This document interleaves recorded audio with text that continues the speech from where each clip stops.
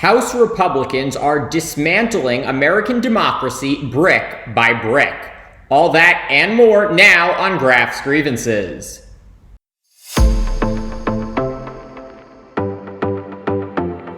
Perhaps, as a child, you recall another kid intentionally doing something to annoy you for seemingly no other reason than to relish in your displeasure.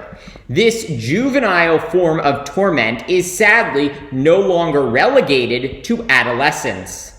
Another Supreme Court controversy this morning involving Justice Samuel Alito over a new report of a flag flying outside his New Jersey beach house, according to the New York Times. The so-called Appeal to Heaven flag, a green pine tree on a white background. A symbol carried by some rioters outside the Capitol on January 6th. You see it here and here.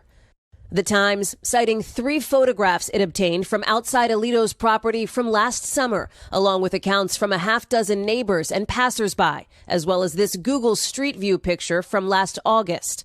The flag, rooted in the Revolutionary War, has more recently become a symbol of support for Christian nationalism and for Donald Trump. It's the second time in less than a week Alito's faced questions after the justice confirmed another provocative flag, an upside-down American flag, flew outside his Northern Virginia home in the days after January 6th. The upside-down flag, long considered a distress signal, but it's been adopted by some Trump supporters backing the former president's election fraud lies. Yes, as is now abundantly clear, Supreme Court Justice Samuel Alito does not care about upholding the integrity of America's judicial system by maintaining a posture of neutrality. And furthermore, Alito is repeatedly going out of his way to taunt Democrats with public displays of support for Donald Trump and his MAGA movement. This goading, remarkably similar to that of a young child who repeatedly pokes his brother to get reaction out of him. I happen to know something about that. Justice Alito has always been a Republican partisan, siding with whatever outcome was preferred by the GOP's right wing. But now Alito has dropped all veils of judicial impartiality, making clear where he stands regardless of the Constitution and the rule of law. So why does Alito's public posture matter? 1, because it reveals that Alito, despite serving on the high court for nearly 20 years, does not know what his job is. Supreme Court justices are tasked with interpreting the Constitution, not making laws or furthering a political ideology by always siding with a party irrespective of legal foundation. And secondly, because Alito's flouting of judicial norms by displaying his political allegiances on his sleeve-coughed flag further erodes faith in American democracy. And I say further because shattering confidence in America's democratic republic has become the principal goal of the Republican Party under Donald Trump. Why has this become their goal?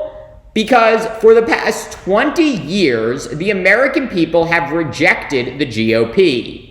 No Republican presidential candidate has won the popular vote since 2004, when incumbent President George W. Bush was reelected to a second term.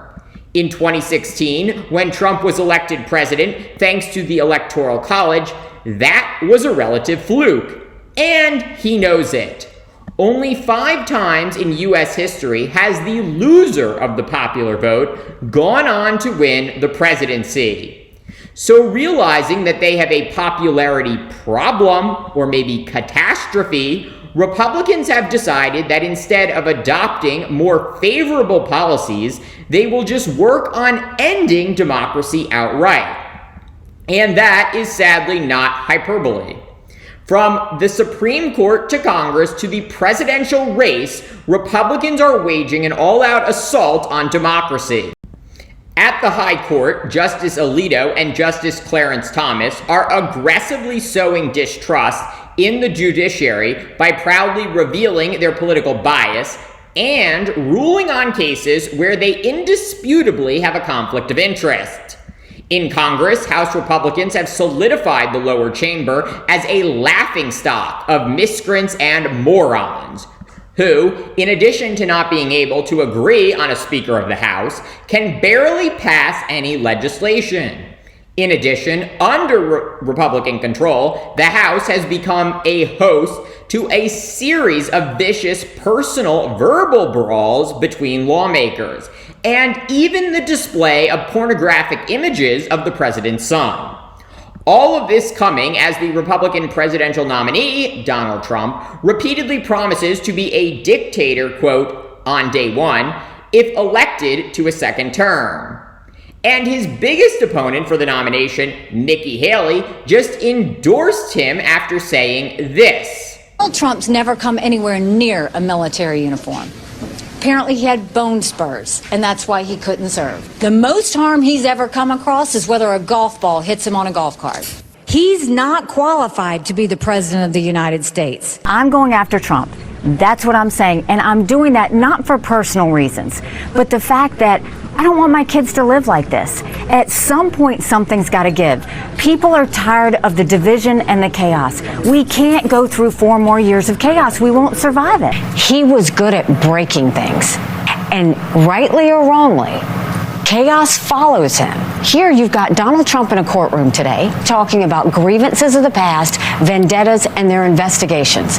We need a new generational conservative leader that's going to be focused on how we're going to get America back on track for our kids. I don't want my kids to live like this. I know Donald Trump very well. When he feels insecure, he starts to rail, he starts to rant, he starts to flail his arms, and he starts to get upset. When he feels threatened, he starts to throw all kinds of things out there. I would always tell him he was his own worst enemy. He's proving that right now. He proved it in the fact that he continues to be chaotic. So is this who we want as a president? Is this who we want our kids to see? I don't think so. Donald Trump basically said that the election was stolen. He went on and on talking about the election being stolen. He said that January 6th was a beautiful day. I think January 6th was a terrible day. That election, Trump lost it. Biden won that election. And the idea that he's gone and carried this out forever to the point that he's going to continue to say these things to scare the American people are wrong. I think what happened on January 6th was a terrible day, and I think President Trump will have to answer for it.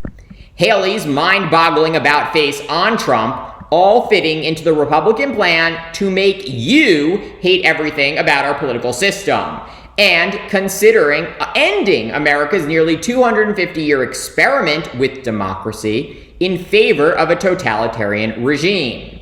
Which is why it is no surprise that NBC News is now reporting that the Biden administration is bracing for an October surprise from the authoritarian countries of Russia and North Korea, designed to aid Trump ahead of November's election. No surprise, Russian President Vladimir Putin and North Korean leader Kim Jong-un see an ally in Trump and his desire to bring about an end to the greatest democracy in the world. Thank you for watching Graf's Grievances. Let me know what you think. Please like, subscribe, share, and join me in the next one.